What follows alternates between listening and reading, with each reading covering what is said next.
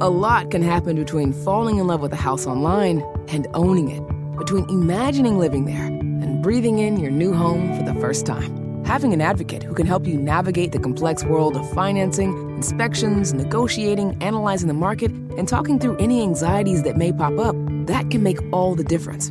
That's what the expertise of a Realtor can do for you. Realtors are members of the National Association of Realtors and bound by a code of ethics, because that's who we are. Price drop? Time to shop. Get to a Nordstrom Rack store today for first dibs on new markdowns. Now score even more, up to 70% off brands everyone loves at Nordstrom Rack. Denim, dresses, sneakers, tops, and more. Plus, get genius deals on jackets, sweaters, and boots for the whole family. Shop your Nordstrom Rack store today and save up to 70% with new markdowns. But hurry, deals this great won't last.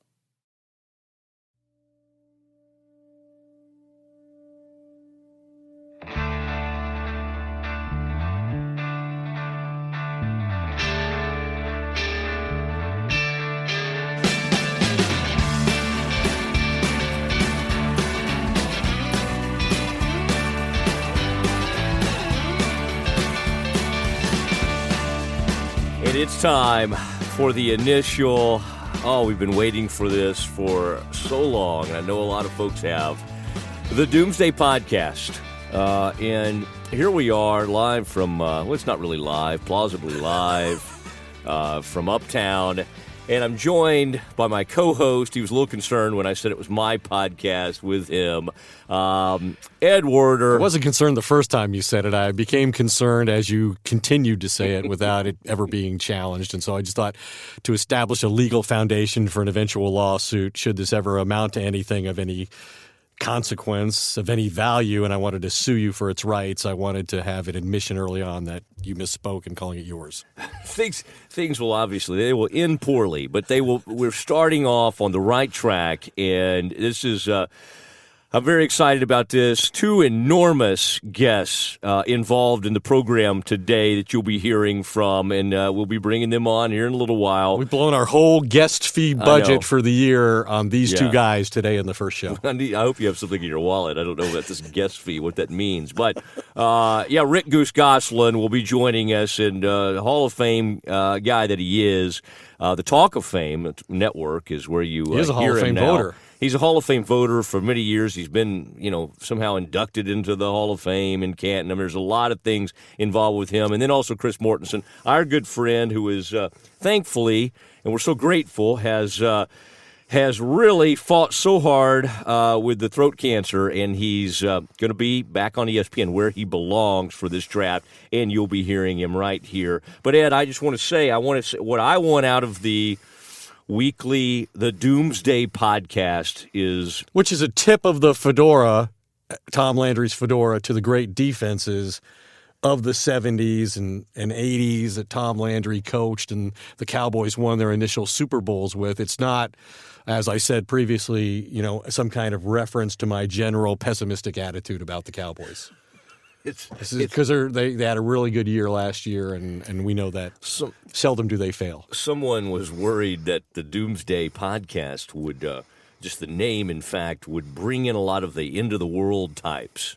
And so we'll take them if we can get them, though, that's right? fine. That's fine. Okay. I mean, we want everybody we can get. But I think I'm glad you said that. The Doomsday Podcast is a reference. And in fact... Boy, that caricature, or what would we call that logo that had, I thought it was a perfect likeness of you. The cartoon character that you commissioned someone to draw an excellent portrayal of you. Large. Yeah. You look outstanding in that. It's a great replication of you. I thought my dental work was a little overdone. You thought your teeth looked a little better than that. They were bigger than John Elway's. I think it's a fair point. Don't make fun of Elway's teeth. I wasn't. No, but I mean, that's your guy. I leave that to Brian Bosworth. That's your guy, Elway. My gosh, that whole Denver connection. But speaking of that, by the way, as we begin the Doomsday Podcast, and as we go, we're going to let you know all about how to hear us, all the various ways you can reach out to us. Ed, that we roll this out You'll be hearing this the day before, or maybe even, who knows, if we really get on our horse, it could be 2 days before the draft. But what an exciting time. Now, I understand, Ed, after many, many years of spending time at Valley Ranch, now it's the Star, you are going to be making a trip to New Orleans. You will still be very plugged in to what's going on with the Cowboys. It's strange. For so many years, the Cowboys have had some picks about here, somewhere in the 20s. But I don't know how you've experienced this. Last year, getting that 4th overall pick, man, that brought a whole different approach to the deal. I think Cowboys fans, though they shouldn't be let down, but because it means they had a good season and they're picking 28th, I think it's just you go from this level of excitement, we're going to get a game-changing type player, to what's the 28th pick. And what I will say, and what we'll talk to Goose Gosselin about coming up, some of these teams that do this every year and pick about 27, 28, I think of the Steelers as a team that, I think of New England obviously picking there. What do? They sit there and they let these really good players just come to them. Do you think Jerry Jones in this draft will be capable of doing that, or will it be, hey, wheeling and dealing? Well, I'm not even saying that. It's the old, if some guy starts dropping, if some guy gets scared, let's say, Reuben Foster, I know he had to run in Indy. I don't think he's going to, he's not going to come plummeting that much. But if somebody sort of like that came rolling down that board, it's going to be impossible. It's impossible for him. What if a guy like O.J. Howard, the tight end, fell that far, which seems equally unlikely? I think going into this draft, the Cowboys have to take the approach, and most people say that this is what the approach should have been last year, of drafting to improve their defense. And they did that last year in what to me was a very sensible way, in drafting Ezekiel Elliott 4th overall rather than taking Jalen Ramsey, because they knew they could dictate how often he was involved in touching the ball and determining the outcome ultimately of games, and it was a very effective, intelligent approach. But now I think it's clear, given that their two best teams the last couple of years, one quarterback by Tony Romo, one quarterback by Dak Prescott, both met their demise in the divisional round of the playoffs because they could not stop, ultimately, Aaron Rodgers and couldn't pressure him, that they have got to get defensive players who can make a difference in this draft. Having said the whole O.J. Howard, if somebody like that with that sort of talent level slip down there, I think they would. And again, that gets into the argument. Hey, if that's the guy on your board, even if you know how desperate you needed, well, we know they've help. Ignored their board before, or Sharif Floyd would be a nose tackle for the Cowboys right now, right? And Johnny Manziel would be the quarterback, and what fun we would be having on this podcast if that were the case. Some of the greatest moments were when Jerry was talked out of things. And by the way, that Sharif Floyd, that's the year they moved down and ended up getting the offensive lineman, right? I mean, that's Zach kind of Martin. And no, it was Frederick. Yeah, Frederick. That's right. But I'm telling you, this offensive line thing, at least they sort of got into a strategy. It's like, we're going to revamp this offensive line. Now, can you do that at the detriment of your defense? Can you maybe one of these days find a second-round pick who doesn't have a nerve issue, their nerves firing, or doesn't, smoke a lot of pot? I mean, it's, this is become an issue. Doesn't do it at the wrong time. There is a right time. Like well, I'm not saying there's a right time, but there sometimes are better than others based on the NFL schedule. True. The testing period has just now begun. So yes. But some of these guys seem to. I thought it was interesting. The NFLPA put out an advisory or put on their Twitter page a notice to all players that the testing period was beginning right now. Yeah. So let's see how many guys can read 140 characters. I thought that was for the writers that they put that set out. Now I think it's very appropriate to bring on with his second round, because he had a great column about this the other day. You know him, you love him. For many years, the NFL draft guru for the Dallas Morning News, even draft rooms, they'll have his top 100. It's up on the wall. The mock draft, Goose's final mock draft, it is Rick Goose Gosselin, who we both work for. I used to share an office Worked with. for? I didn't never work for Goose. We I both worked with Goose. We worked you with may have him. worked for him. Yeah, I pretty much did. I always thought myself as kind of the equal of the people on our staff, but I can see why you would not put yourself in that company. I was sort of a junior member of the morning news staff, and That's what happens when you come in as a high school writer, right? And you grow up in the system. They always kind of see you that way. You right? don't have to say no it matter so what much. stage you advance to in your career, they always see you as a guy you came in as. Yeah. And Goose came in as a Cowboys beat writer, and so did I, and so I guess that's why some people see us differently even to this day.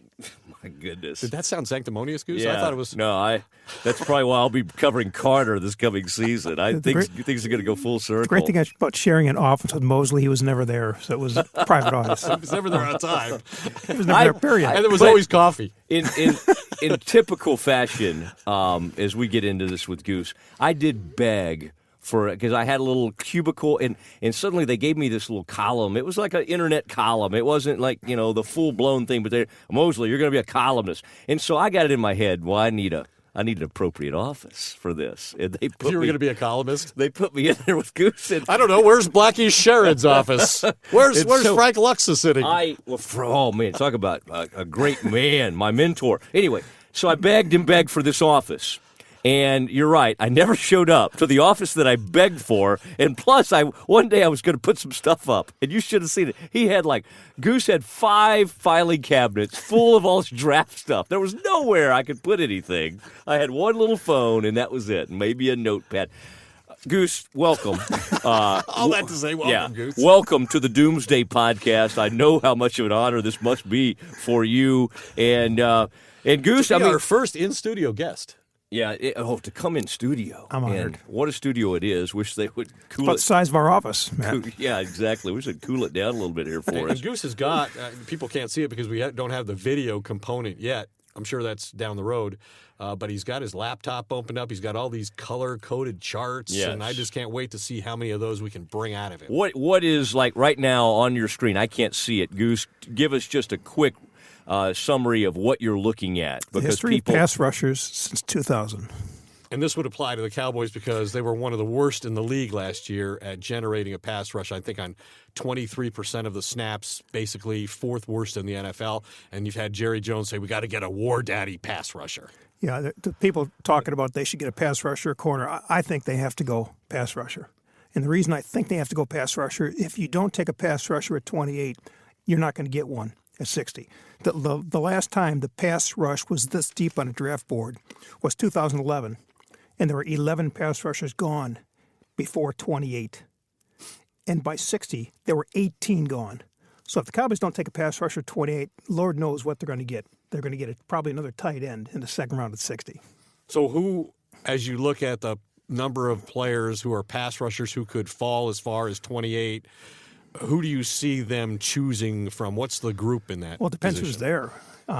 Taco Charlton, Charles Harris, Tack McKinley, Carl Lawson, T.J. Watt.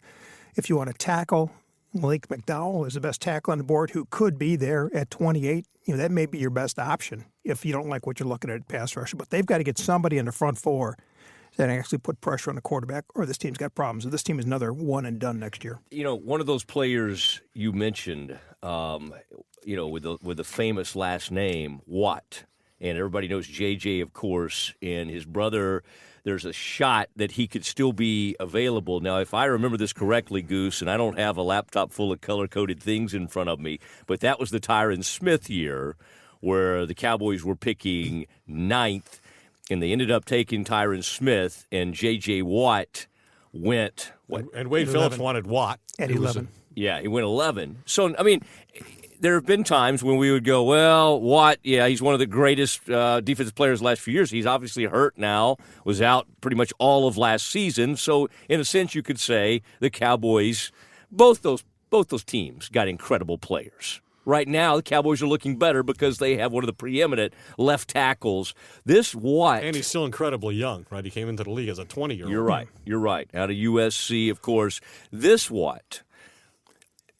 Talk to us about him a little bit. I'm sort of curious as how versatile he could be, and knowing what the Cowboys and what Marinelli likes to do, is he a fit?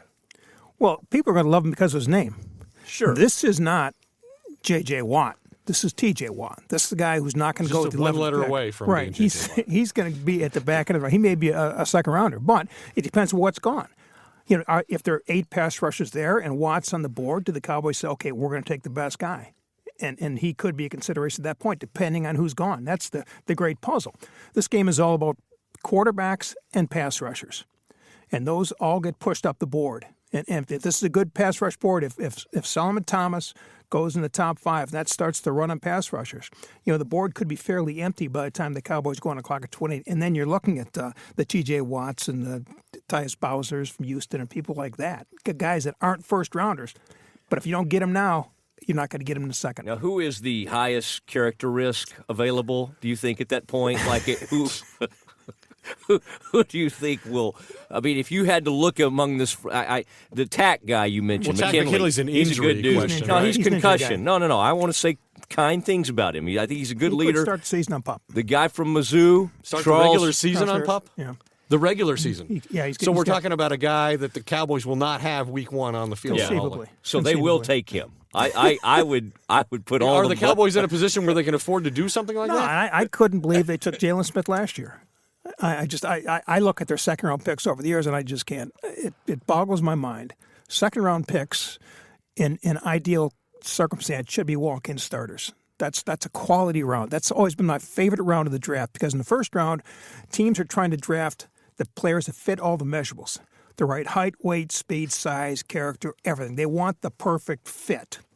In the second round, they stop looking for measurables and they start drafting football players. They'll take a guy that's a step slow or an inch or two short, and they get good players. Mike Singletary is a 5'10 linebacker, second round. Jack Lambert, 212-pound middle linebacker, second round. Bobby Wagner, Darren Woodson. There's a lot of good players, great players in the second round that don't go in the first because of a characteristic or a trait that's missing. But these are good football players. These are guys that you look at the tape and you look at You their look at the tape. productivity. These are tape guys. Yeah. These are tape guys. And this is why this team isn't contender for Super Bowls. You look at what the Patriots do to start getting guys like Rob Gronkowski. They're getting good quality starters in the second round. Cowboys. But he was an injury risk himself. He had back surgery, and that's proven to be something that's imperils his career going forward. Although he's been a highly productive player. In the meantime, he's put a couple rings in your hand. Not on mine, but Tom Brady might be thankful. But you look at the Cowboys' last 11 drafts. They've had one impact player in the second round, Sean Lee. I mean, they've taken guys. They've always swung for the fences, trying to hit the home run. When a double will do. And that was a risk. Sean Lee was a risk. Bruce Carter, Sean Lee, injury risk. Bruce Carter was an injury one. Even when the third round, DeMarco Murray, it took him a while to get going. Now that one ended up being really good, but second round, the two best they've had, the two most productive players in the NFL that have come in the second round, Sean Lee and Martellus Bennett. And what did they ever get out of Marty B? They drafted 3 tight ends in the second round with Jason Witten there. You're drafting a backup player with Jason Witten on the field. And all 3 of these guys have left, and I would expect Escobar to have a good career in Kansas City. He was never used here. Why take players in the second round if you have no intention of using them? They've got to start drafting better in the second round if they want to compete for Super Bowls. I found, and this is much to my amazement, but even last year when the Cowboys were doing what they were with 2 rookies, one at quarterback and one at running back, winning the division, establishing themselves the first seed in the NFC, the team to beat, which they were beaten by Green Bay again. But people were still enthralled with Jalen Smith. Like, I probably got asked more questions about Jalen Smith during the course of last year than I did any other player. So this seems like a good opportunity to talk about kind of where he is based on what we're hearing. And the people I've talked, I mean, we heard Stephen Jones say he's never been more excited. He's as enthusiastic now as ever when they took Jalen Smith. What I'm hearing is he does have some regeneration of the nerve, but he still has some drop foot. He still cannot run without an AFO brace on. What kind of challenge do you think that is for him to be an elite player if he never gets back to being able to have full control of his foot? Well, I'm not sure as long as he's got the brace on if he'll be an elite player. And that's the problem. This was a huge gamble on the part of the Cowboys. They swung for the fences. They were taking a guy who probably could have been a top 5 or 6 pick, hoping that one day that the nerve would regenerate and he'd be healthy and able to be a contributor. We don't know. Stephen Jones is not a doctor. We're not doctors. But the doctor who did the surgery is their doctor, and that's Dr. Dan Cooper. who I think believes that Jalen Smith will have a 10-year career. It's a matter of when it actually starts. From what you understand, he's going to be a full participant, unlimited, based upon the trainers, to be on the field in the off-season program, but you still think it's a big guess as to what his contribution level will be. We'll see how much of a participant he is. I'm sure he'll start as a participant. We'll see. Again, until he gets on the field, the Cowboys won't know. We won't know. Dr. Cooper won't know. Yeah, and I am very, it's very dubious, this best drop foot available strategy they've had. I don't think that's anything. Well, he is a high character guy. I mean, really you talk to anybody out there, and they'll say, he's unreal. He was the safest pick in a million years if he were healthy. Well, I was told he would be a top 5 pick in any draft in the last 20 years had he not gotten hurt. He got hurt. He did. Which put him there in the second round for the Cowboys. Oh my gosh! But they could have used a player that could have an impact last year. Maybe they were one player away last year. They only had to get to Aaron Rodgers one more time. One more time. And that would have done it for sure. Now, people want to hear from Goose on, and he used to do this. I used to watch him do this. You've been at combines with Goose. He would interview like every kid in the whole deal. They'd invite like 340 guys, and he's up there, and I would be like, okay, how's Goose going to do this? I'd kind of watch him because, I'd interview about 3 of them, and he'd be up there, here comes Malcolm somebody. Who, you remember that year, Malcolm Kelly? Smith, Super Bowl MVP. No, not him. The guy, the wide receiver. Remember the Redskins were looking, I'll tell you what they were doing that year. The Redskins were flying around looking at wide receivers, okay? They ended up taking 2, I believe, in the second round. They took Malcolm Kelly and Devin Thomas out of your alma mater, Michigan State, and the one guy they went to see, they flew out there to see him, Jordy Nelson. They didn't pick him. But now you probably, when you go to the combine now, approach it a little bit differently because you're being asked to do different things for the Dallas Morning News. Let me throw a couple names at you. Now, my alter ego, Dr. Draft, loves the name you mentioned, Charles Harris. I mean, I think if he's there, that is a really, really good fit. Now, at some point, we'll have to answer the question, why, if Missouri keeps putting out great pass rushers, why are they horrible? Why is Missouri not any good? I'd like to get to the bottom of that at some point. We'll have to get Mickey Spagnola in here to answer that. That's right, Brad Sham. Okay, Tre'Davious White, Kevin King. A lot of folks, I know you said pass rusher. They're going to have to go in the second round to get a corner. Yeah, I think you cannot get the same quality pass rusher at 60 that you can at corner. Yeah. You got Anthony Brown, in the 5th last year? You can get a cornerback in a second and third round. You cannot get an impact pass rusher at 60. As a matter of fact, the year of 2011, after those 18 pass rushers had cleared the board, the next defensive front guy taken was Terrell McClain, who this team just left walk out the door.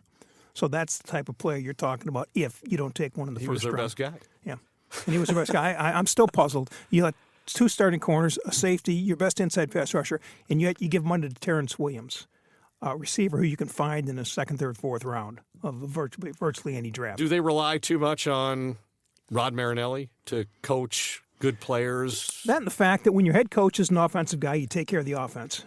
Last year, if Bill Cowher, Bill Belichick, Tony Dungy was head coach of this team, I think there's a good chance they would have taken Bosa or Ramsey.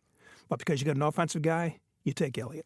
Were any of those guys you mentioned interested in the job? Because it almost came available at that time. Not this coming off 4-12. No, those guys that find those TV gigs, they kind of like life in those TV seats. We'll see what Tony thinks about that. Should we get Goose to just talk about his synopsis on a couple of these potential pass rushers who could find their way down? Yes, and you continue, by the way, to try to prevent me from, because I think they're going to end up taking one of these cornerbacks. But let's hear his. No. Let's break down. I want to hear a couple of, because Charlton's you better one of find a cornerback at 28 that can cover for 6 seconds.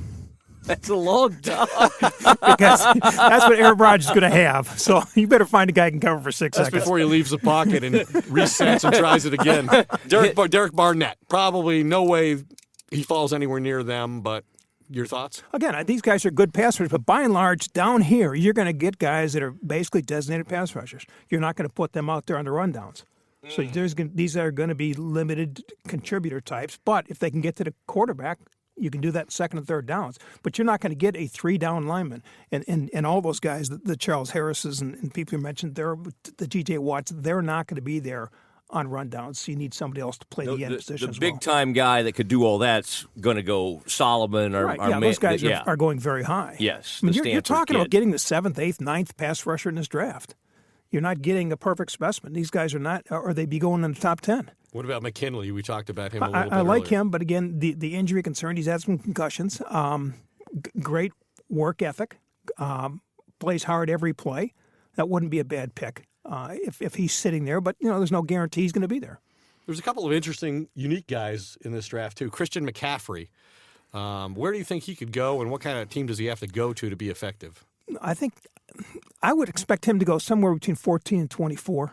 So you don't think Sean Payton's going to take him? That's a tip for me. Okay, he's at 11. I think he's added Darren Sproles. That may be a little rich for McCaffrey, but he does everything. I mean, he's a great. He's like a Darren Sproles. He can do it all and be a great piece to your offense. But I think a team that has a lot in place would take him. If you need, again, I think this is going to be. The Saints are like the Cowboys, right? Great on offense, no defense. Right. You got to find defense. What about Jabril Peppers? What do you see Some his people position love him. being? Some people hate him. I'd keep him at safety. Dynamic playmaker in college, return guy. Again, I think he's going to get drafted higher than people think. Some people think he's going to be the second round. I don't think he's going to be there. I think he's going to go in the 20s. But you're buying the playmaking ability. All right, those are some of the pass rushers, and I always want to say that you can email us, and we'll respond once we get the password to this. The Doomsday Podcast. Plus, we're not locked out of our own email account. This is the Doomsday Podcast at gmail.com. Did you see me last night on Ducey's show, Ed? Talking I about did this. see you on there, yeah. I think Goose saw that. Some. Really, Ducey, talk about a supporter. Dale would never have us on, but Ducey. Dale who? That's right.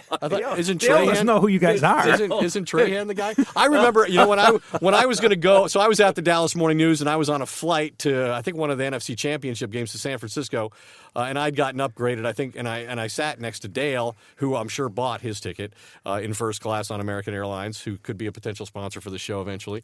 But anyway, so I had this offer to leave the morning news and go to TV at CNNSI, right? Which was a startup operation. And so I was asking Dale his advice on that. And he cautioned me by saying, the thing I always ask myself is, would I watch it? And my answer in this case is no. So he thought I made a huge mistake leaving the newspaper and going to television. And he's been proven right, I think. Yes, There's no question. That was good advice, not followed. Most of America wishes you had followed Dale's advice. No, you've done just fine. Now, if y'all don't mind, I'd like to ask, and Goose, my gosh, he's going to charge us a lot more money if we keep him too long, but these cornerbacks, and Goose, I hear what you're saying. They need the pass rusher. I'm with you. But Rod can coach them up. Rod will take one of these youngsters, coach them up. So I'm going to say Kevin King, okay, out of Washington, big, tall, angular. He's got that size. He's gonna kind of rough them up a little bit. What do you think about Kevin King? If they don't take a pass rusher, I think they take him. I think he'll be the best player on the board for him. And hope like hell that Rod can coach him up. Well, that position has to be a concern because they've lost both their starters, right? They lost Mo Claiborne Steven says it didn't matter; they were bad players. And Brandon Carr. That is what they say. They say, all the doomsayers were saying in 2015 that these guys were horrible and we should get rid of them. And now that we have, they were supposedly terrific players. Last 3 years, I maintain you could have won with those three corners if you had a pass rush. Right. And they didn't have a pass rush. They want to blame the cornerbacks. And not only that, but if you look at the improvement the teams in the NFC East have made, it's been at the receiver position, right? Yeah, and that's it's Terrell Pryor in Washington. It's Alshon Jeffrey. It's the big receiver, too. It's Brandon Marshall with the Giants. I mean, they've got to have a certain type of corner to succeed in this division. King would be a good fit if you could rush the passer. I'd love to have King back there lining up against Jeffrey and Marshall and somebody who can line up with a big physical receiver. You better have a big physical corner. But you still got to rush the passer. Okay, we before we let you go, what about Charles Tapper? He can't do that? We don't know. There's a lot of question marks in this pass rush. Tapper. Charles Tapper. I forgot he's around. He's another guy like Jalen Smith who didn't play last year because of an injury. Yeah, good project guy. Now's the third time, round. right? Bring all those guys out. Projects in the third round. Wheel them out. Let's go. I love a good project player. Now, the Cowboys found their quarterback. They got Dak, and they'll have to see is Kellen Moore, is he going to be the backup, whatever. Can I tell you a funny story about this, by the way? No, please, yeah. So we'll last year I edit did it out cover, later. as you mentioned earlier, I did cover the Cowboys draft last year, and I was out at Valley Ranch, right? That was the last draft at Valley Ranch. Yes. And I covered Ezekiel Elliott, and I covered the Jalen Smith, but we didn't cover the third day. So I was sitting at home when they made the most important decision of all and took Dak Prescott. Only because they couldn't trade up to get Connor Cook. What does Garth Brooks call it? Thank God for unanswered prayers. Exactly. Would you sing a little bit of that? Yeah, no, but I will say this: I did it. I emceed an event. I emceed an event with Dak Prescott last year, and I told the crowd, and with Dak sitting right next to me, I said, this wasn't supposed to be. I mean, the Cowboys tried to trade up and get Paxton Lynch, and they tried to trade up and get Connor Cook. So imagine how good those guys are if Dak is doing this. Dak really didn't see the humor in that, I don't think. Oh, great. We had a potential guest for the future. I've already alienated the quarterback. Yeah. Oh, you and I are both pretty good at alienating quarterbacks. Well, you're better at it than I am. I'm on that same list. I'm on Mr. Hall of Fame voter here. I'm on the same list. Yeah, I don't know when Tony's going to come on here. Oh, is that who you were talking about, Tony? It might take him a while. Well, hey, by the way, do you think Tony's going to... Goose, I mean, you saw how Aikman, it worked out well for him. Do you see him sliding in there, that number one? I mean, first of all, it's a lot to ask of someone. You've been around Tony. Do you think he can make that transition, or are you like a lot of us that shocked that CBS would go that route? I mean, this is a tall task for him to do. I was shocked. Yeah. I was shocked. I think he could probably make the transition, but not instantly. I think it's going to be a rough go, especially when the New York TV critics get all in, who kind of Tony's always handled criticism very well, yes. from my experience. Yeah, this ought to be good to see him criticize players. That's for a guy who couldn't. To me, that's exactly the biggest challenge for Tony Romo. Yes. That's the ability, because these players are trained from, like, the first time they put on their shoulder pads and buckle the chin strap is you don't criticize other players, or especially teammates. And now I think Troy Aikman has done this remarkably well. He does it in a very fair way, but he does it, and that is necessary to have credibility with your audience, the viewers. And I think that is going to be the biggest challenge for Tony, because I've never heard Tony Romo criticize anybody at Valley Ranch other than the media. But players, other than Mosley, coaches, he's never. Tell me a time he second guessed publicly a decision any of the coaching staff ever made, or any move Jerry Jones ever made. Troy Aikman did that all the time. This is going to be a lot tougher than I think he realizes. Yeah, I think you are both right. I don't think he'll have that hard of a time criticizing Jason Garrett right now. I think he's going to be up to the task on that. Okay, speaking of the quarterback position, last thing we'll get to with you, Mahomes, Trubisky. I mean, my goodness, there's Trubisky out of North Carolina. He plays 1 year, and this guy may go in the top, who knows, 5 or 10 in this draft. This is, to me. And we, last year we looked at some of these guys, and you've seen what Goff's done. It hasn't been great so far. Wentz looks a lot better, but these guys seem way more unpredictable than even those last year. And those guys weren't as good as Mariota, at least according to you guys, the draft experts. Some of the guys from the Jameis and Mariota from the previous year. Because quarterbacks always get overdrafted.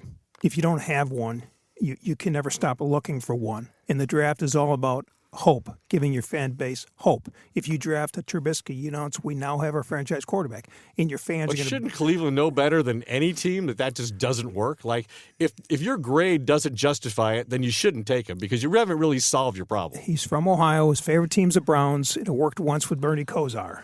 How many years ago was that? Yeah, that was a long time ago. But Bernie took him to back-to-back I don't AFC think there were title games. podcasts back then, if I'm thinking correctly. No, these guys aren't top 15 picks. But a couple of them are going to go in the top 15, because if you don't have a quarterback, you have to find one. Personally, I like Watson because of the tangibles. He plays well on the biggest stages in college football. And against an Alabama defense that had 11 NFL players, I mean, he owned that defense. He's the guy I like, but Trubisky's probably going to go higher. And it kills me that he played 1 year. If you look at the history, and the North Carolina coaches were in no hurry to play him. Like there was an opportunity to play him earlier if he was good enough. Well, the other quarterback, Marquise Williams, set the school record for career touchdowns produced and all that. He was a pretty good player. But yeah, he's on the field 1 year. I like the quarterbacks that are 4-year starters that throw between 1,300 and 1,600 passes. The Peyton Mannings, the Carson Palmers, the Phillip Rivers. Those are the guys that have the best chance of success. They have seen everything the college game throw at them. A Trubisky, who's played 1 year in the ACC, is not seeing what he's going to see at this level on Sunday afternoons, and I think it's going to be a tough go for him. What about Patrick Mahomes? There have been comparisons his playing style to Brett Favre. But you look at the history of the Texas Tech quarterbacks. It's not been a good one. Again, I think my guess he'll probably go in the upper part of the second round like Andy Dalton did, but you don't know what you're getting. Well, we knew what we were getting, and it was one of the great experts on the draft of all time, one of our favorite columnists, and I want to let people know, Talk of Fame Network, you can hear him, and that's on Apple. That's available on Apple. And Goose, how often is that out there for folks? We tape the show once a week. Okay. And you can get it on iTunes every week. We had just finished up a draft series, and we featured Florida State this week. We had Jameis Winston and Derek Brooks on talking about Florida State, their days there. Couldn't get Dion? No. Won't get Romo, won't try. get Dion.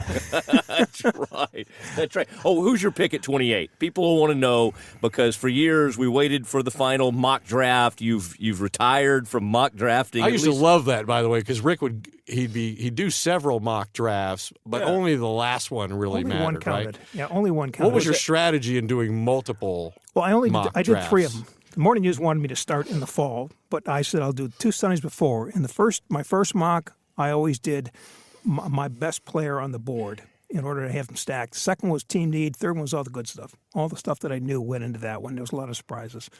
Do you still do this at home just on your off time? Nah, not at all. So this is just a totally in the wind pick here at 28? In the wind. Yeah, got? I would say Harris. That seems nice. logical. That seems logical. I think he may be a guy there because I think he's not going to be a 3-down end, but he's a guy who can rush the passer. If not Harris, I think King might be the guy. Golly, I like that. That's very Charles Ely Harris type of rusher. What's that? Coney Ely type of rusher. I think he's got more skills than Ely as a pass rusher. Ely can also play Missouri the run. defensive ends. Shane Ray. Alden Smith. Shane Ray. Yeah, why didn't they win more there? Michael Sam. It's because they had Steve Pizarkowitz, a quarterback. I don't know what that means. Ed does. Chase Daniel. Chase wasn't bad. Yeah. South Lake Zone. Ed, say goodbye to Goose. Why? Goose. I think I told you this earlier because you refer to me as an award-winning journalist, and I only won half an award. Rick and I won this Katie Award, right, for the Jimmy Jerry breakup, our coverage of that in 1994 at the NFL owners meetings. And what a time that was. Why we haven't written a book about that, I have no idea, but I'm a little busy with this podcast now. But if you'd like to do that some point. It's just the only meaningful story in the city of Dallas in the last quarter of a century, that's all. In sports? In anything. Period. That's wow. right. It's quite a statement. Oh, my gosh. Oh, man. He's done too much of this. Yeah, Ed's got half of Katie. I got the other half. We got to get together and put them together. Yeah. Guys, I've got my half is kind of obscene, I think, by today's standards. I think if people saw this, there might be lawsuits. I've got a full Katie at home, by the way. I didn't have to share it with anybody. What it cost but you? I think they found out. No, there was a scandal. Oh, okay. There was a Baylor? Katie's. No. It's What do you not. mean, no? No. Like there hasn't been a scandal at Baylor? Yeah, What? there's been a lot of those. I don't want to get into this whole story, but my Katie, I get it. I still have it, but they literally put a recall on them. And they said whoever was like doing it that year was like caught up in some kind of scandal, like they didn't do the voting properly. And it's like, yeah, they got in trouble. So it was like the Academy Press Awards. Club of Dallas, It's like or whatever the Academy we call Awards it. only later? Yes, and I never gave it back. I'm like, I don't care if there was a scandal with Katie. It has nothing to do with my award. I won this thing fair and square. His Katie's wearing a blindfold. Whoever. All right. Thank you. Rick Goose Gosselin, My great pleasure, to guys. have you. Okay. Best of luck going forward. Yes, Thank you. yes. We appreciate it.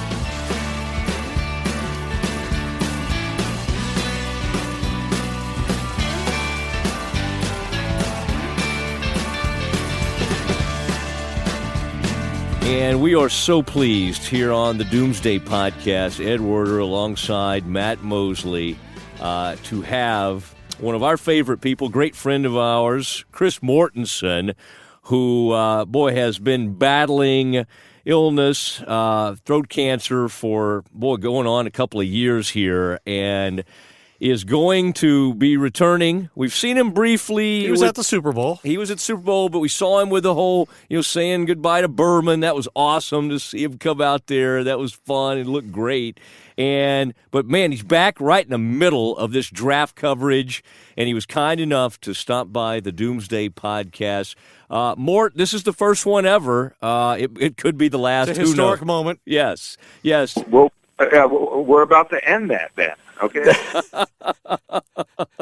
But we so appreciate you doing this. Are you? Is it almost like the nervousness that you felt all those many years ago when guys like you and Werder, great sports writers, made the transition to TV? What is this? What is this like? Are you going to have? Are you going to have the jitters, or do you always have the jitters when you get ready to do a draft or go on TV? I don't always have the jitters. I actually probably have a little bit higher level of anxiety than normal, and I'm not a guy who has high anxiety. I don't worry a lot. Ed could probably tell you that, but this would be technically my first event ever, first appearance ever for ESPN was the NFL Draft in 1991. So this will be 27. But I missed last year for obvious reasons, even though I participated on the phone. Like when Laramie Tunsil and the gas mask went up on the social media, I immediately was interacting with our people in Chicago where the draft was being held, and we went through a process of really trying to, show proper restraint, discerning, verifying. But I wasn't on TV, so I'm back on TV. And even though I've had limited exposure, you go through and your life is for 15 months has been about survival and trying to overcome and make some progress. I'm still in the fight, but I do find myself being a little bit more nervous. And I'm not going to do the full, it's not going to be the entire, I think, contribution I've made in the past, but and the draft is different, by the way. It moves so much faster, which is better for the viewers because they shorten up the clock. But I'm looking forward to it. I'm excited, and at the same time, I have a little bit more nerves than I normally do. Why is that? I think there's a sense of confidence. I think it's like anything else. When you do repetition, even in our business, the more you do it, it becomes more natural. And I just haven't done it very much. And the other thing is that in the draft, when it moves so fast, it's that whole thing is trying to regurgitate something in 15 or 20 seconds, if you even get that. Because I have prepared for this draft, but like I do know, in the draft, you probably use 3% of what you've gathered. And I also have a lot of great stories, nuggets, that I would never tell on air anyway, because they're just not appropriate. Would I be able to have access to the 97% of the information you're not going to use? Because that would probably be the best stuff I've ever had in my career. Well, it's interesting stuff. Like I say, some of it's not for public knowledge, though. Tell people, and we don't want to spend too much time on this, but tell people kind of where you are in your fight to overcome stage 4 throat cancer. I know you don't want to go through everything you've been through. It's been an enormous battle, and you've done it with faith and determination, and obviously you've had great medical care at MD Anderson and other facilities around the country. But just tell people where you are now physically in this fight. Yeah, we go back to early January 2016 when I was diagnosed, and 2016 was a very intense, health challenge, as intense as it can be in the head. You're, more than too familiar with these battles. I guess, I can tell you that, they're like most cancer journeys, you have lows and then you have some hope. You kind of live day to day, and and then there are setbacks, and I haven't announced, but I've talked openly about the setback I had was that I had a metastasis to my left lung. So I'm currently in treatment doing immunotherapy, and I'm having a good response. Those tumors are shrinking, but everything else is clean. My cancer is clean everywhere else. I weighed in recently at 166 pounds, which I got down to 142. Now, you got to realize I started off at almost 200. I needed to lose a little bit of weight. That's the way to do it. If anybody's listening out there and wants to lose weight, don't try this method. And my energy is pretty good, and my spirits, I think, have always remained high. I may have had, I think, maybe 2 or 3 low moments, where you wonder if you're going to live, but to be quite honest with you, I think your loved ones kind of carry that burden and you kind of want to take it off of their shoulders too, because they're the ones who feel the burden. I think even more so than myself. To what extent were you sure that this is something you wanted to continue doing if you could regain your health? Well, I've never thought. I've always said, there's no retirement is not in the Bible at all, which is my go-to book. So, but it's something that when you enjoy doing it and it's habitual, it's part of your life. I mean, even when I was sick, I always felt like I'd plug in somehow, some way to what I do, and then it's just a matter of, if somebody still wants to listen to you. And I'm not sure that's the case. You two guys, obviously. We're paying handsomely for the opportunity, as you'll see in your PayPal account. No, and I wanted to say one thing, Matt, if I could.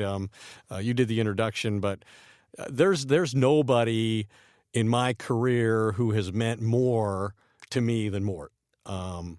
Mort and Peter King are the ones who are responsible for any success that I've had, and Mort's the one. Peter King gave me my first TV opportunity, but Mort was really the one who advocated for me with ESPN and created that opportunity that I had there, and it goes really beyond just getting me in. I mean, I've learned more journalism from him than I did in 4 years of college. Mort's a guy who's such an enormously respected journalist at our company that it's not the same when he's not there, and he uses his influence to the benefit of not himself but of everyone else. And it's important to have somebody who has the kind of journalistic conscience that Chris Mortensen does in your department to make sure that we're doing it right and we have the right level of integrity and accurate reporting. And that's what he was referring to when he talked about doing the Larry Tunsil story last year. He contributed. I mean, he was one of the reasons we got it right and did it the right way, even if we may not have had the first video. But so I'll forever be appreciative of all Mort's meant to me in that regard, and he's a great, great friend. He was to us when we were going through the cancer battle with our daughter, Christy, who's still trying to overcome some of that, and Trey. There's been no bigger supporter of me and my family in my life than Chris Mortensen. All right, let's get on with the Nice segue, Mort. Great segue. Way to go. You haven't learned a damn thing, have you, about television? No. All right, let me ask. So, how many hours do you think you've put into your draft prep this year as you go to Philly? Listen, it's quite a few hundred hours. I mean, that's what it comes down to. But you got to if you know me, I mean, it's like I am a big college football guy, in part because, I always have been. And then when you have a son who actually becomes a football player and plays college football, as my son Alex did, and then ends up coaching, like a place like Alabama, which he does now. So I follow college football voraciously. I always have. Right. And the other thing is that since I wasn't really working last fall, I mean, I spent my time, actually, it's almost too much football. I sat back and said, boy, and Saturdays are like, you go from morning till midnight, and then you wake up on Sunday and the Monday, and it's Thursday football. And like an idiot, I watch high school football on the webcast on Fridays. So you go in, and people always wonder why the draft is such an attraction, and it's just true. It's college football, which is maybe the second most popular sport in America, or it's in there. It's in the running. And you got the NFL, which is, I guess the most popular, and it's intersection, it's graduation day. You're giving out grades for this class, and you become familiar with these players, and then there's always unique stories about a lot of these players, and then try to match it up with what the team is thinking about. At the same time, I understand the whole concept that teams have to protect their information. So I think it's really good to focus on how teams feel about players. And generally, when you get an idea of how they feel about certain players, you can usually connect the dots. We're talking to ESPN's Chris Mortensen, who'll be an enormous part of ESPN's draft coverage. And, boy, I tell you, so happy to have him back. And, boy, that preparation he was talking about, Ed, it sounded like what we've done for this podcast. Hundreds of hours. It really sounds similar. Now, I think what Ed said, Mort, is very sincere. And, I've had some great moments with you. And you're right. A lot of these reporters, I see them, I don't mention any names, but they got their cell phones, and they just don't really have time for anybody because they're tweeting constantly. And no matter what you were breaking, you would always have time at the owners' meeting. Let's go over here and sit down and have a lunch, and I appreciate that. Now, I will say this. Ed laid it on pretty thick there. Perhaps that ESPN Insiders show, he's really gotten some great time on that show. I think he's a little worried about them giving up, his seat and you coming back in there. So I hope there's a place for both of you guys on that. Well, there has been in the past, and yeah, that was always a great thing. There's nothing better than being on the show with Mort. I mean, you talk about being apprehensive about being on live TV, and yeah, there is always some of that because you don't know what's going to happen.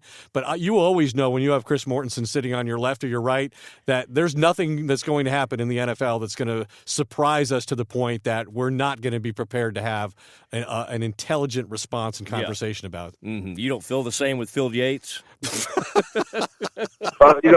I'm not strong enough to bench Phil Yates right now, but I may give it a go next. Ooh, that's a great programming thought. I wonder if Field's. I think I would pay to fly Field who's been bench pressed many times by Damian Woody and Myles Garrett and some other prospects in the draft. That's become a new thing. I think that would be really interesting to have you try and bench press Field Yates at some point.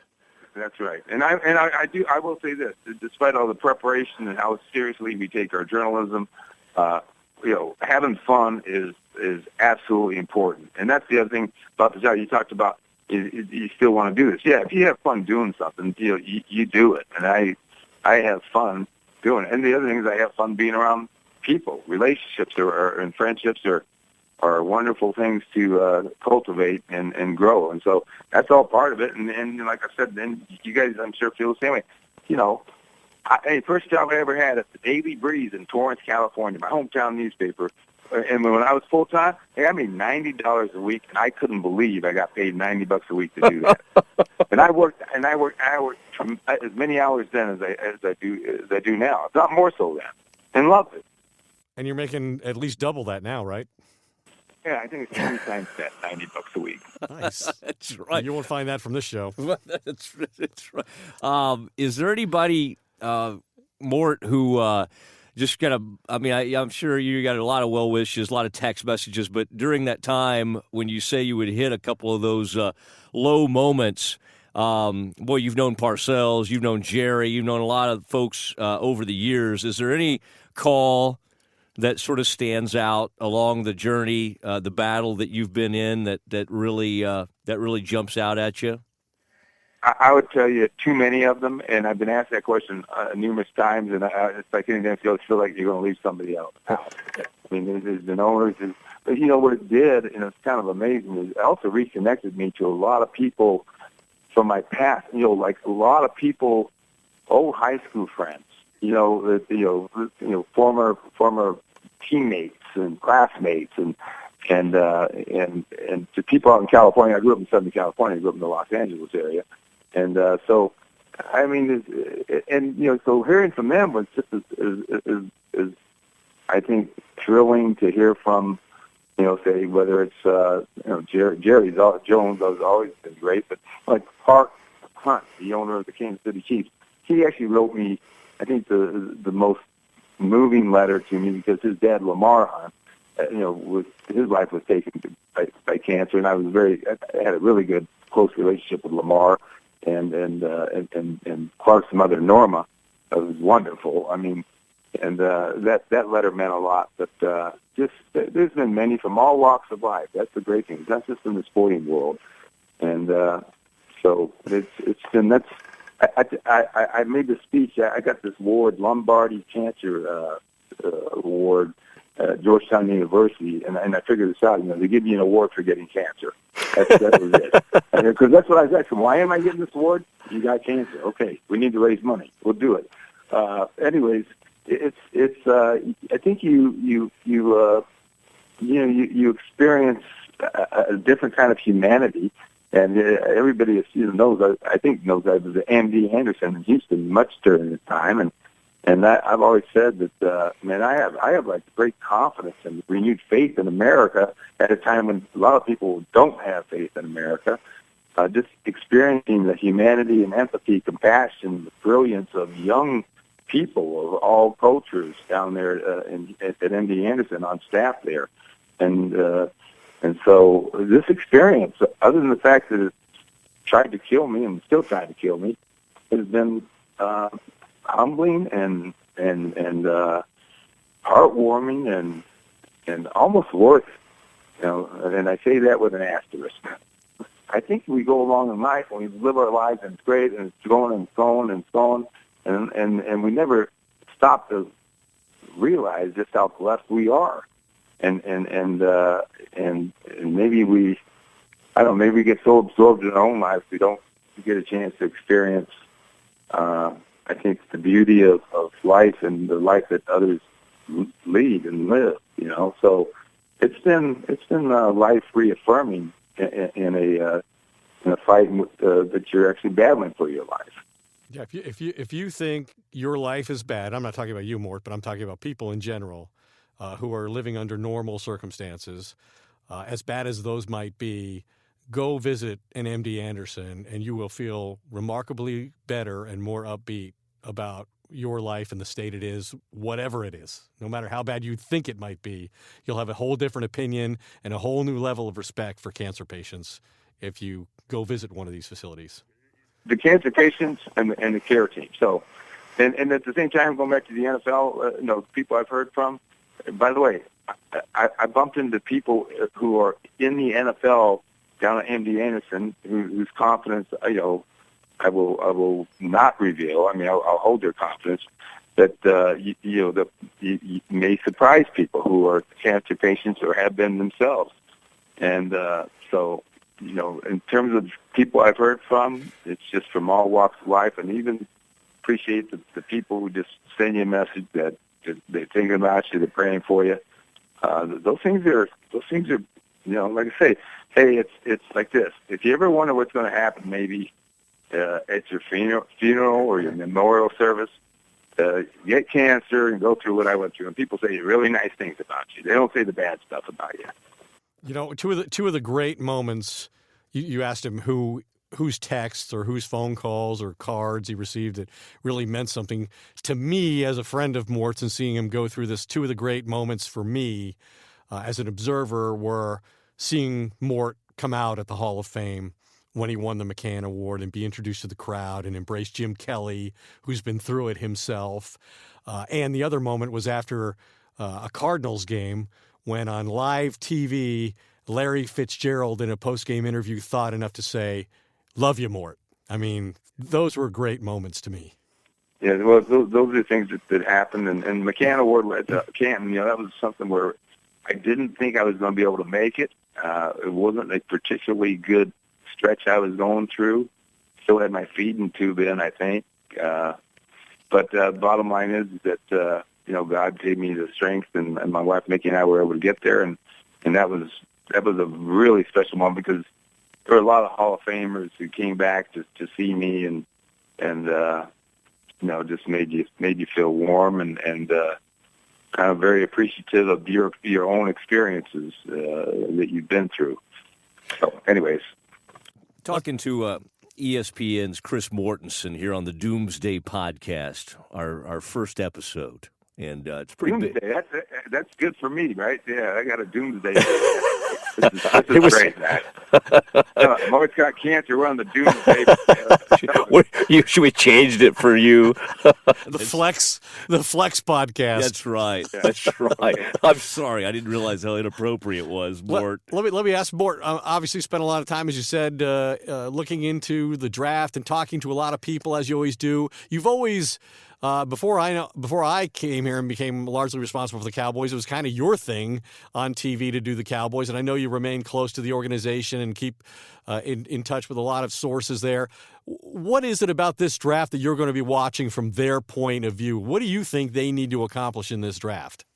I think they've gotten their feet on the ground with the drafts. Maybe Stephen Jones, obviously, I think getting everybody grounded. But, listen, we all know they have, I think, I want to say one of the best kept secrets in the NFL, or a guy who doesn't get enough acclaim, which is Will McClay in the personnel department. And, guy who just is the, I don't know, it feels like back in the day when you had a lot of personnel guys and scouts who just grinded, and worked hard. And so I'm expecting, even though they're picking, what are they picking, 28? 28th, yeah. I'm expecting them to just end up with good football players. I mean, and let's face it, everybody says take best player available, but people will fix their boards to kind of make it, if the grades are close, it's going to be best available player at your need. So we're expecting, the pass rusher and the secondary guys, and who knows who's going to be there. I mean, some people think Charles Harris of Missouri, the defensive end, will be there. I don't think he's going to be there by the time they pick, but sometimes the teams at the bottom of the draft, if they stay patient, good players that you didn't expect will fall to them. Is there an offensive player you could see falling far enough that as much as they want to draft defense, they go that direction, much like they did last year with Ezekiel Elliott? I mean, that was an offensive pick, but it was designed to help protect their defense, and it was obviously a very effective selection. No, listen, it's just that the offense, we know it's not a good offensive line draft. They don't need offensive line anyway, but, I mean, there's going to be a couple that are taken before they get there. The receivers are just, they're good, but, I mean, do you want John Ross? Because John Ross, I think, will fly, but he's I don't see, I think it's such a good defensive draft. I don't know why they wouldn't address that area. They're going to get good players there. They really are on the defensive side of the football, and so at the same time, they don't need a quarterback. Tight end, O.J. Howard's going. There are good tight ends in this draft. I have always wondered. I know Jason Witten signed an extension; he's coming back, but at some point, is there a special tight end that you got such a high grade on that you want to grab him so he will kind of grow up with Dak and have Jason mentor him? There are really good tight ends in this draft. Mort, you had to have been amazed, as we all were, to see Dak Prescott, a guy who was, the ninth quarterback taken in the fourth round, become the franchise quarterback for the Cowboys, and for Tony, even when he was healthy, not to be able to get back into the starting lineup. From watching, like we all did, Dak, and then also the fact that you do watch a ton of college football, how surprised were you that he made such an incredible transition, and what do you think is next for him? Well, I think that, and actually went through this last week talking to some people, I think he was undervalued last year. I thought he was undervalued last year. Now, I had a little bit of bias because I got to know Dak at the Manning Passing Academy, and you get to be impressed with the young man. But the other thing is that when you watched Mississippi State play, which I did frequently when Dak was there, first of all, he should have been a late first, second round grade. Ron Jaworski said it himself before the draft last year. So teams miss on him. And then I started thinking, well, did the DUI, did that get him knocked down? And that really wasn't what you heard from teams. Nobody really mentioned the DUI. But last week, somebody was trying to tell me, trying to get me to fall in love with Deshaun Watson and say, hey, he could be like Dak Prescott, and people missed on Dak.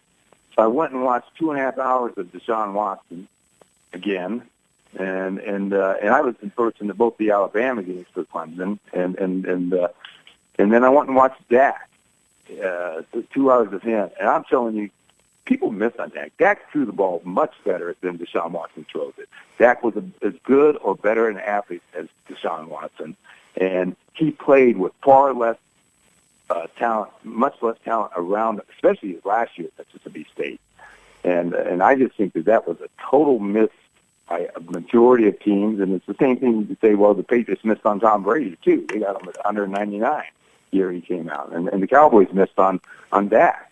But they got him, and I think that happens in this draft, and that's why the draft's fun, because we know there's going to be some mistakes, and we're going to sit back and say, boy, I was wrong about that, or somebody else was wrong about that. It's pretty clear, I think, that the Cowboys don't think what Dak Prescott did as a rookie was a fluke, or else Jerry would have brought Tony Romo back for another season, as he no doubt hoped he could be so convincing as to convince Romo to come back and play for another year. But do you think there's any doubt that Dak will continue to evolve and develop as an NFL quarterback? No, I have no doubt. I have zero doubt. The guy's driven. First of all, he's gifted. I mean, he is gifted. He's a gifted physical talent. And the thing I hate the most is the saying that any prospect, a quarterback, especially, he's a winner. Well, you know what? If I gave you the list of quarterbacks who were winners in college and tell you what they did in the NFL, the list is ridiculous. But he has physical gifts and he has intangibles that are off the chart. You tie the intangibles once you determine the guy has the physical skill talent. I think Dak's going to continue to grow. People like to say, we're going to hear this, is you're going to have a sophomore slump. Guys, I'm telling you, as an old baseball writer, sophomore slump was never a football term. It was a baseball term. But now we've dragged it over to the football side, and I don't know why, because I don't know that I realize the teams will have more tape on Dak and everything, but it's still the ultimate team game, and you have to have the quarterback to make it work. The Cowboys have that. They have a team around it. Now, hopefully they can get the defense good enough, so that's the quarterback's best friend as well. But I think Dak will continue to ascend, not descend. You also have some insight into his work ethic. You've talked to some of the people that have helped prepare him for the draft, and some of those people he's continued to work with this offseason. What do they say about that element of his game? Same thing. I mean, that it's off the charts, and he can't get enough. He has a desire to be great, and he too is one of those guys that has a chip on his shoulder. Everybody gets motivated by different things, but he's going to be in the weight room with what Mike Boyce said, and he is now. And that's leadership. When other guys can say when the quarterback's the hardest working guy on the team, they see it. Now he's got to perform on the field for them to get the total respect, but that interaction that he has with teammates, he's won them over, and he does it because he is the hardest worker. I can remember when there have been quarterbacks come out, and I've asked a college coach. You can guess who this is, but I'm not going to expose it. But he was the number one pick in the draft, and I asked his college coach, who I have a really good relationship with. I said, "Is he going to do the work?" And he says, "He won't be the hardest worker, but you can get him to do the work." Well, as soon as he said that, I knew there's no way. There's just no way. And of course, the guy was a bust. That's not a problem with Dak Prescott. Yeah, it doesn't appear to be that in any way. We appreciate that Jamarcus story. By the way, can I say this, Mort?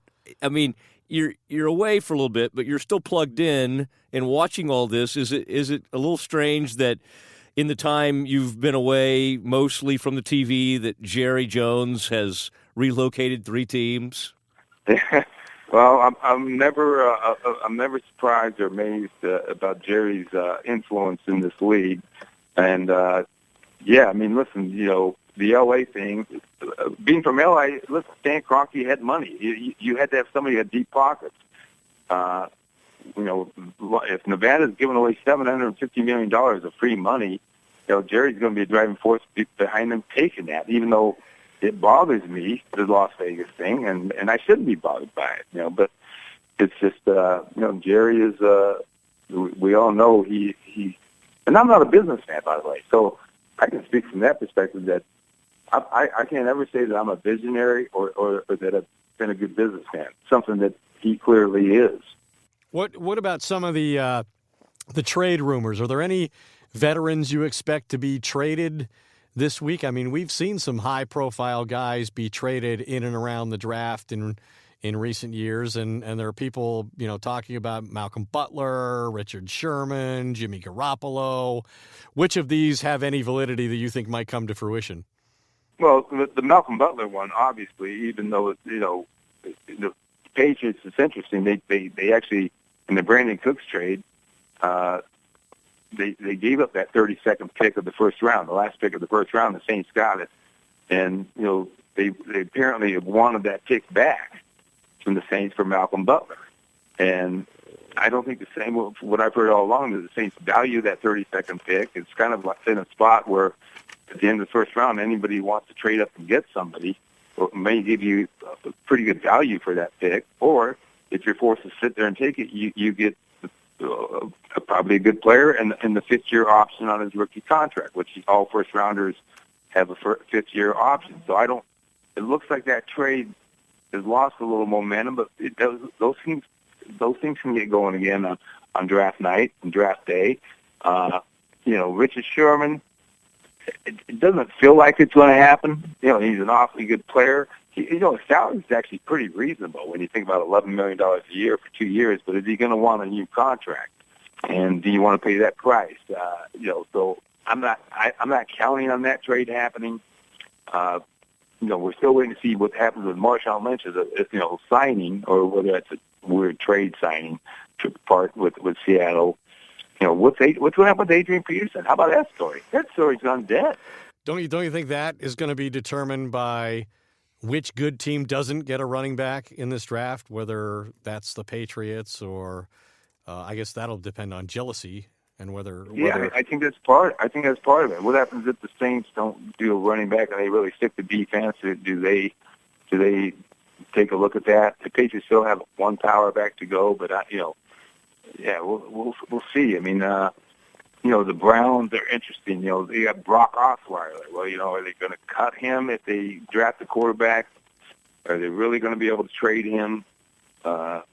Jake Cutler is pretty much disappeared. My sense with Cutler is that he wants to play and he's willing to take less than typical starter money if he can get with a good team. He's sort of like, okay, to the Texans, you didn't get Tony Romo. What about me?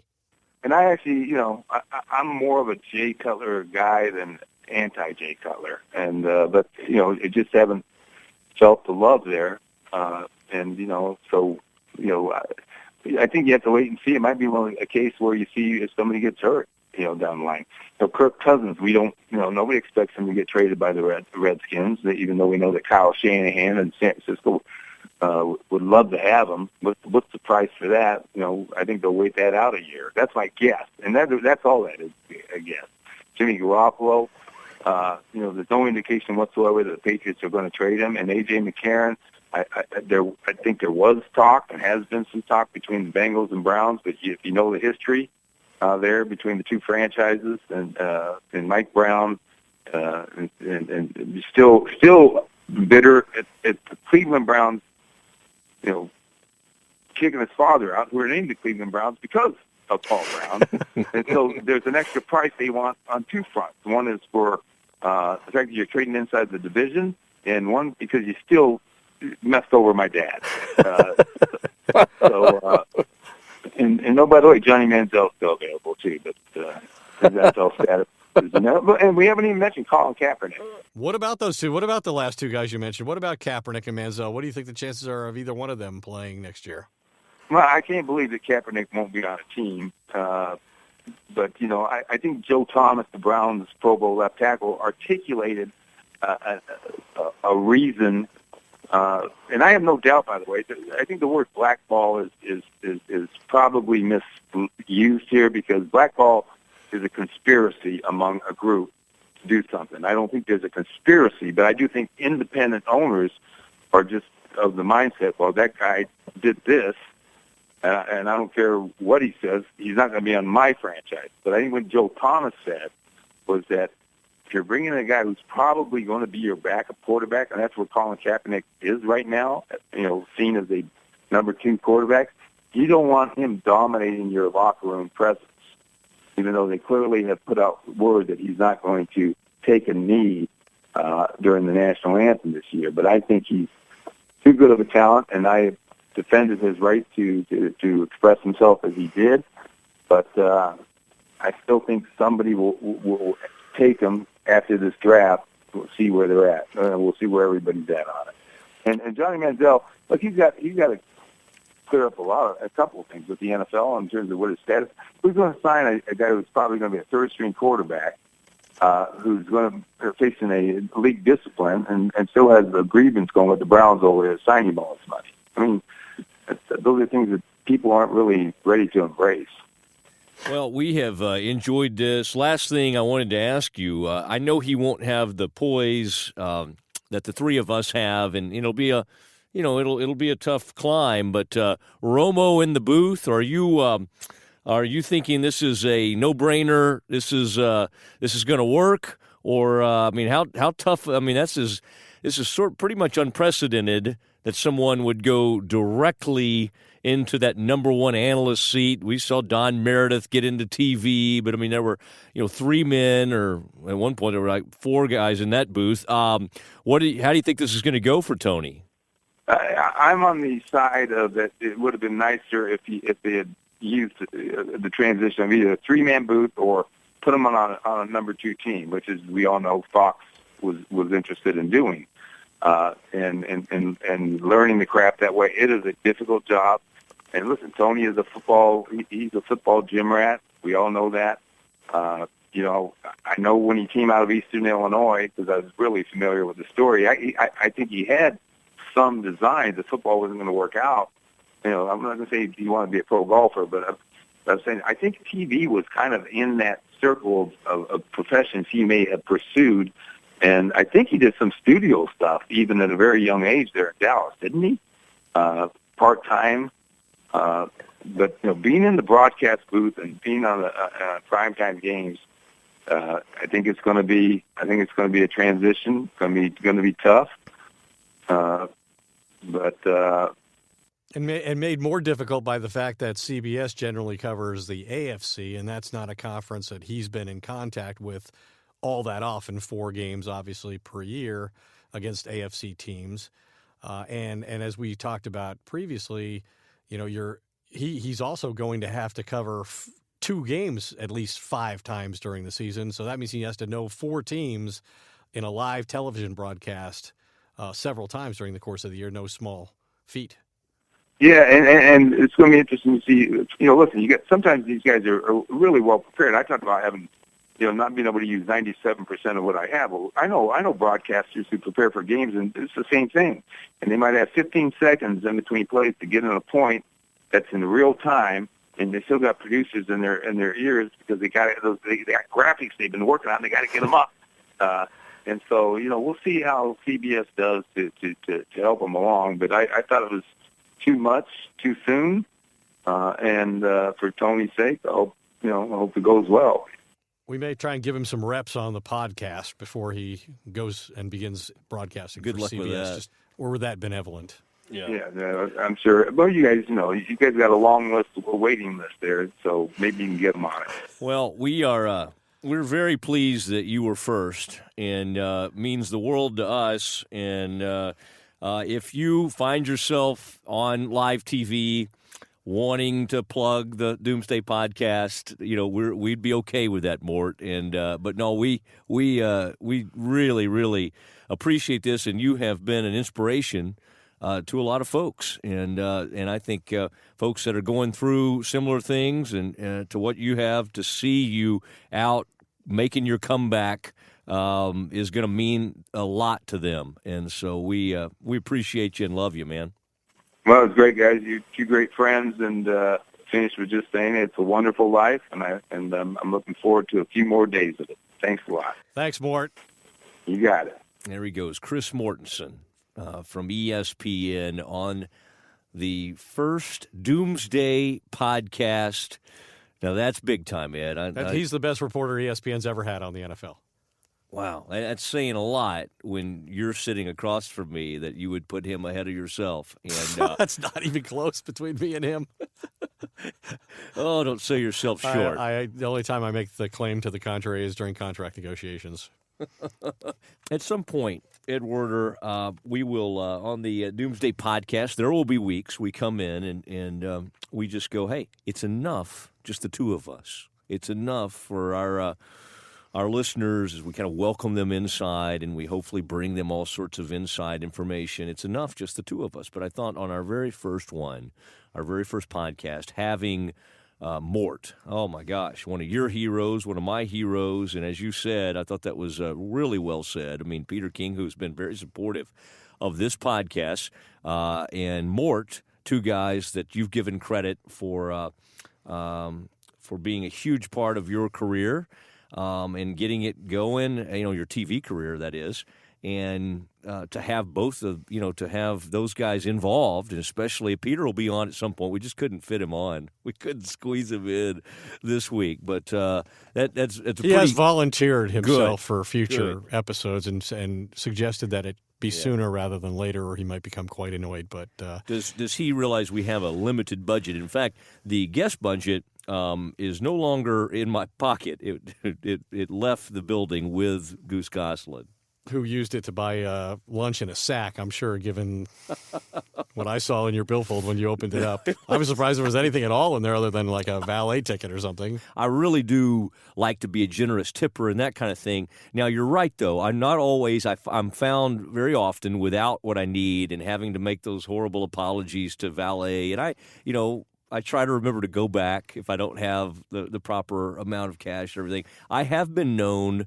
to literally look in my wallet and say something to someone at the airport that's helping me, maybe with my bags or something. Although that sounds strange. I don't need a lot of help. But I'll pull out like a Sonic gift card or a Barnes & Noble gift card.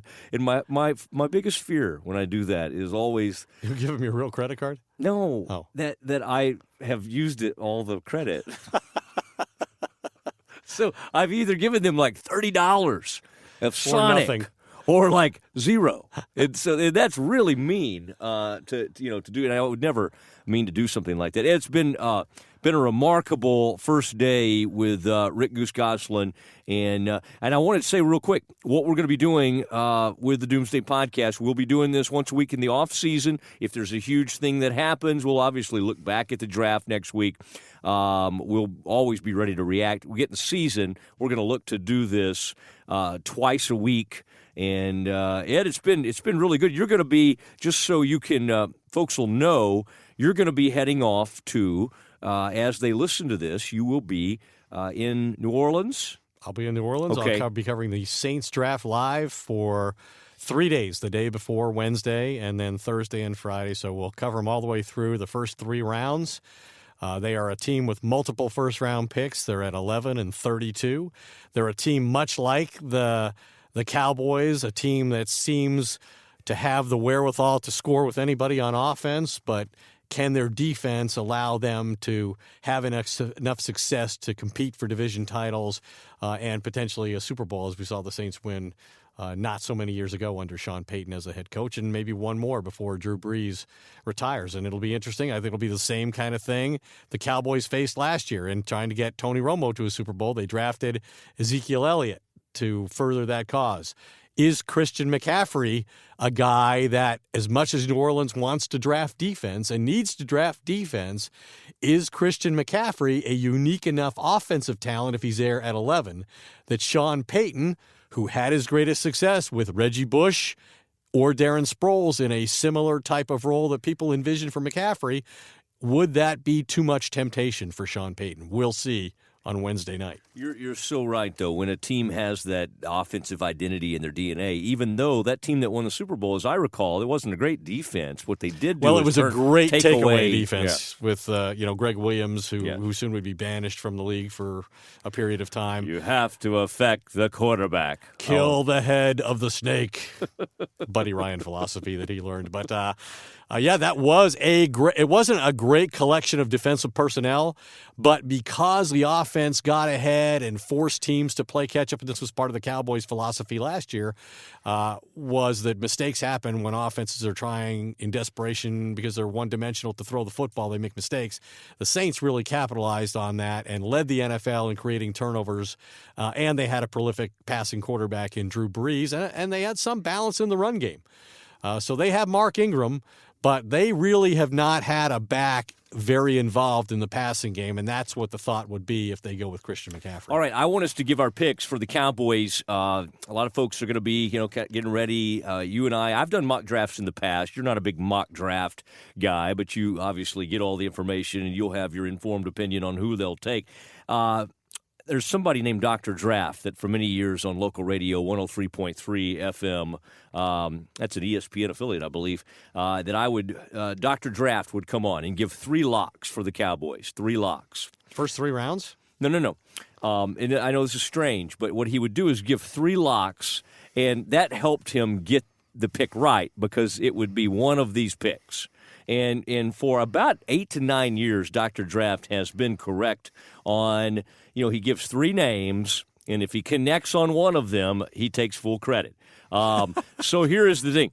Charles Harris, who we've talked a lot about, the Missouri defensive end, a school that puts out a lot of defensive ends and then does not win a lot of games, although in that horrible SEC North, they've had some success. East, not North. Tre'Davious White is the other name, and King. Oh, man. Kevin King coming right out of there at Washington, the big, tall, physical corner. Keep him in mind there at 28. Ed, those are your 3? Those are the 3 picks there for the Cowboys. TJ Watt. I'm going to say Tack McKinley. And I'm also going to agree with you and throw the LSU cornerback Tre'Davious White in the mix. So I do think that they're going to devote themselves to trying to get a pass rusher in the first round and a corner in the second. But if the pass rushers that they like are gone, I could see them taking Tre'Davious White, or King is another good fit, as we discussed with Rick Gosselin. And, Ed, I'd be remiss if I didn't mention to folks you can subscribe on Apple Podcasts, Stitcher, or wherever you get your podcasts. We're going to make it available sort of on all platforms. You can email us. If you have some questions, you want to interact with us, we can do such a thing. The Doomsday Podcast at gmail.com. The Doomsday Podcast at gmail.com. If you want to reach out on Twitter, at Matt Mosley for me, at Ed Werder ESPN. Ed has a couple more followers than I do right now, but I intend on catching up with him quickly. And if there are potential advertisers out there who are paying in cash, just reach out to me directly.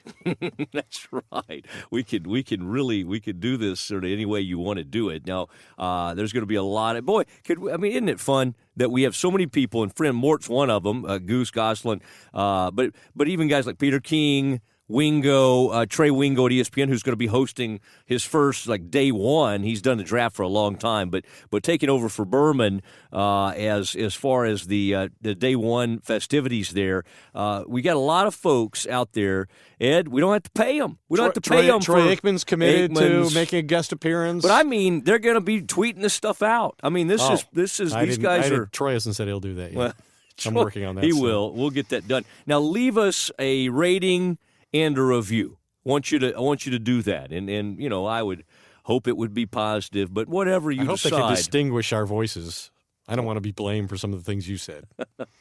I said some slightly offensive things earlier. We certainly could edit some of that out, but leave us a rating and a review. Because I believe in some form or fashion this could be helpful to us, Ed. And if Matt Mosley has ever given you a gift card for carrying his bags and checking them at the airport and there was no balance remaining, please let us know that too.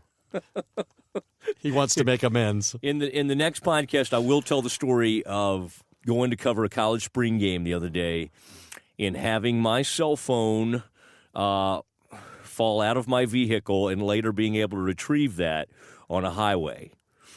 So that's why I couldn't get you to answer the phone yesterday when I was calling to tell you Mort was going to be on the show. There will be times, you have to understand this about me. You see what I'm dealing with here, people? My radio cohorts in the past have known this about me. I go dark at times. I do disappear. You're off the grid. I'll go off the grid, and people who aren't that important can do that because sometimes they don't get calls for weeks at a time anyway. People don't really need me, so I'm able to do this. Listen, it's been great. It's something I can't wait to continue to do. Ed, fun having you alongside for this journey, and really can't wait. And thanks to everybody out there who's already been retweeting us and doing all that. This is the first episode of the Doomsday Podcast. And I know you've put a lot of work into this, and I appreciate everything you've done. The caricature is really good. I hope people will have a good laugh at that. I think it's clear it is a good representation of us in a sort of exaggerated sort of way. And I'm glad that after all the auditions that you had, that you chose me to be your partner. You're right. We went through a lot, and I'm sorry Todd Archer turned us down, but we were able to get you there. Chris Morris did that logo. Just gorgeous work. Hey, the fine folks, Keith Reynolds and his staff, TJ has been helping us today. Spoke Media has been just an enormous part of that. And we're at Deaf Mule, are we not? I believe Deaf that's Mule where Studios. I believe that's where we are. Great logo. I love the logo. Yeah, it looks good over here. And then I don't know if my silent business partner. Let's just call him Dennis G. Said G is generous? Yeah, I would say so.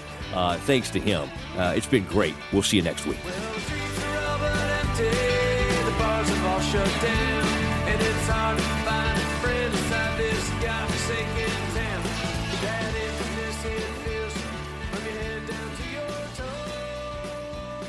I'm sorry, baby, that's just the way it goes.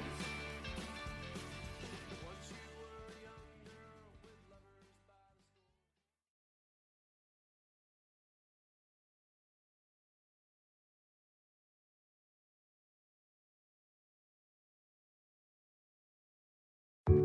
There are any number of reasons you might consider selling your home. To move closer to family, live within a smaller budget, or just wanting a change of scenery. Whatever your reasons, having to figure out all the various housing market trends in your area may not be what you signed up for. That's where an agent who is a realtor comes in. Realtors have the expertise to help you find the right price and navigate the process to sell your home in a way that's right for you. That's who we are. Realtors are members of the National Association of Realtors. Price drop? Time to shop. Get to a Nordstrom Rack store today for first dibs on new markdowns. Now score even more, up to 70% off brands everyone loves at Nordstrom Rack. Denim, dresses, sneakers, tops, and more. Plus, get genius deals on jackets, sweaters, and boots for the whole family. Shop your Nordstrom Rack store today and save up to 70% with new markdowns. But hurry, deals this great won't last.